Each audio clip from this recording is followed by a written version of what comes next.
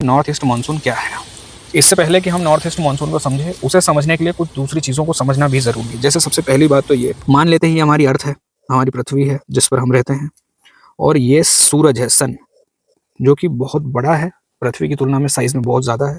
और जब यहाँ से सनलाइट आती है तो पृथ्वी के हर हिस्से पर सनलाइट बराबर नहीं आती, हर हिस्से पर सनलाइट अलग अलग मात्रा में आती है, अलग अलग मात्रा में सूरज से हीट प्राप्त होती है धरती को। अब जैसे यहाँ पर ये सनरेज में और धरती की सतह में, पृथ्वी की सरफेस में 90 डिग्री का एंगल बनता है। यहाँ मतलब यहाँ पर हीट ज़्यादा आती है, और ज़्यादा हीट आती है तो गर्मी भी यहाँ पर ज़्यादा होती है। वैसे ही यहाँ पर पोल पर, यहाँ पर एंगल बहुत कम है। पोल से अक्सर या तो 6 महीने रात होती है, या फिर जब 6 महीने का दिन होता है उस समय भी सूरज, जैसे हमारे यहाँ जैसे शाम को दिखाई देता है, वैसे ही यहाँ से सूरज दिखाई देता है। जैसे जैसे हम इक्वेटर से पोल की तरफ जाते हैं, टेम्परेचर कम होता जाता है। तो एक बात हमको ये याद रखनी है, ठीक है। दूसरी बात याद रखने वाली यह है कि पृथ्वी अपने अक्ष पर घूमती है। जैसे ये अर्थ है, अब पृथ्वी का अक्ष ऐसे हो सकता है, लेकिन पृथ्वी इस तरह से नहीं घूमती। पृथ्वी अपने अक्ष पर लगभग 23.5 डिग्री झुकी हुई है। कभी कभी सूरज से जो नॉर्थ वाला हिस्सा है वो पास में होता है और साउथ वाला दूर होता है। कभी कभी इससे उल्टी स्थिति हो सकती है। जब धरती सूरज के चारों ओर चक्कर लगाती है, उसमें पृथ्वी की पोजीशन सूरज की तुलना में बदलती रहती है। तो कभी नॉर्थ हेमिस्फेयर सूरज के ज्यादा करीब होता है, कभी कभी साउथ हेमिस्फेयर सूरज के ज्यादा करीब होता है। दो बातें हमने समझ ली। पहली बात तो यह है कि पृथ्वी की जो सरफेस है, हर जगह पर सूरज से दूरी या सूरज की किरणों का एंगल या मिलने वाली हीट बराबर नहीं है, अलग अलग है। इक्वेटर पर ज्यादा गर्मी होती है, ज्यादा सनलाइट मिलता है, और नॉर्थ में या साउथ में, दोनों पोल पर टेम्परेचर कम होता है, हीट कम मिलती है। ठीक। दूसरी बात, धरती अपने अक्ष पर 23.5 डिग्री झुकी हुई है। इसके कारण क्या होता है, कभी कभी नॉर्थ हेमिस्फेयर सूरज के ज्यादा करीब होता है, सूरज की सनलाइट डायरेक्ट नॉर्थ हेमिस्फेयर पर आ रही होती है तो वहां पर गर्मी होती है। और कभी कभी साउथ हेमिस्फेयर सूरज के ज्यादा करीब होता है तो साउथ हेमिस्फेयर में गर्मी होती है और नॉर्थ हेमिस्फेयर में ठंडी होती है। और समझने वाली बात क्या है कि जैसे ये सन है, अब यहाँ पर 3 पोजीशन हो सकती है अपने अर्थ की। एक पोजीशन तो ये है कि नॉर्थ हेमिस्फेयर ज्यादा करीब हो और सनलाइट डायरेक्ट नॉर्थ हेमिस्फेयर पर पड़ती हो, मतलब यहाँ पर जो कर्क रेखा है उस पर पड़ती हो। दूसरी पोजीशन ये हो सकती है कि जो साउथ वाला हिस्सा है वो सूरज के ज्यादा करीब हो और सनलाइट डायरेक्ट पड़ रही हो ट्रॉपिक ऑफ कैप्रिकॉर्न पर। एक और पोजीशन होती है जहां पर सनलाइट सीधे इक्वेटर पर पड़ती है। ये वाली स्थिति मार्च और सितंबर में होती है। अभी इसको एक डायग्राम से और समझ सकते हैं। ये है सन, और ये वो रास्ता है जिस पर धरती सूरज के चारों तरफ चक्कर लगाती है। यहाँ पर जब धरती होती है, इसका मतलब है कि जून महीना चल रहा है। जून में यहाँ पर होती है जून, जुलाई, अगस्त, यहाँ पर सितंबर में, अक्टूबर, नवंबर, यहाँ पर दिसंबर में, जनवरी, फरवरी, यहाँ पर मार्च में, अप्रैल और मई, यहाँ पर इस तरह से होता है। तो जब धरती यहाँ पर होती है, अर्थ यहाँ पर होती है, तब सनलाइट सीधे ट्रॉपिक ऑफ कैंसर पर पड़ रही होती है, कर्क रेखा पर पड़ रही होती है। नॉर्थ हेमिस्फेयर में गर्मी का मौसम होता है और साउथ हेमिस्फेयर में सर्दी का मौसम होता है। अब जहां पर भी सनलाइट सीधे पड़ेगी वहां पर होगा लो प्रेशर, मतलब वहां पर ज्यादा टेम्परेचर होगा, हवा गर्म होगी, गर्म हवा ऊपर उठेगी, इसका मतलब है कि लो प्रेशर जनरेट करेगी, नीचे लो प्रेशर हो जाएगा।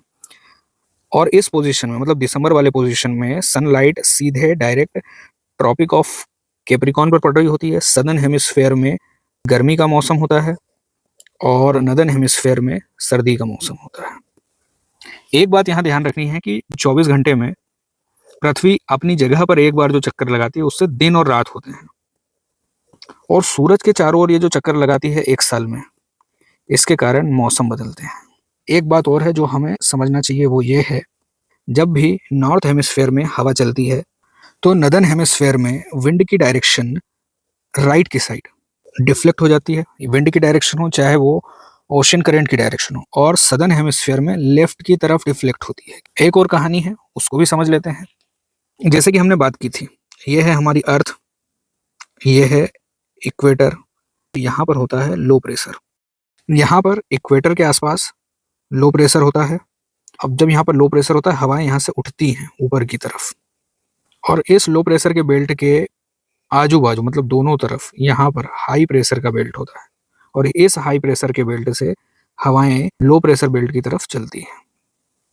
अब ये जो बीच में लो बेल्ट है, इसके आजू बाजू हाई प्रेशर का बेल्ट है, उसके पास में, मतलब दोनों तरफ, यहाँ पर फिर से लो प्रेशर का बेल्ट बन जाता है, और पोल पर एक बार फिर से हाई प्रेशर का बेल्ट बनता है और हवाएं हाई प्रेशर से लो प्रेशर की ओर चलती है हमेशा। तो हाई प्रेशर से लो प्रेशर की तरफ हवा चलती है हमेशा। और अगर रास्ते में इसको कोई वाटर बॉडी मिल गई तो वहां से बादल को उठाती है और फिर आगे जाकर बरसात करती है।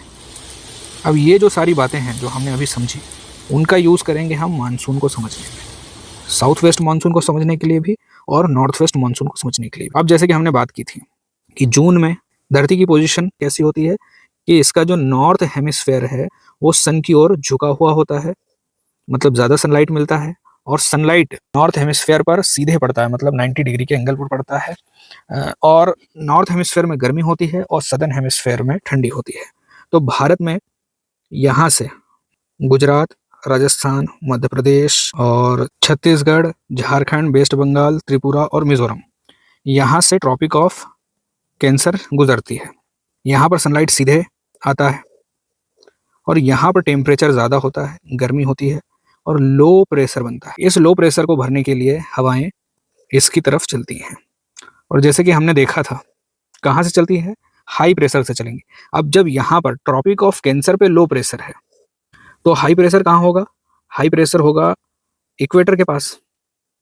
और इक्वेटर से जब हवाएं चलती है कहाँ पर, ट्रॉपिक ऑफ कैंसर की तरफ, मतलब कि हाई प्रेशर से लो प्रेशर की तरफ, साउथ से नॉर्थ की तरफ, नदर्न हेमिस्फेयर में, तो हवाएं डिफ्लेक्ट होती हैं कहाँ पर, राइट की तरफ।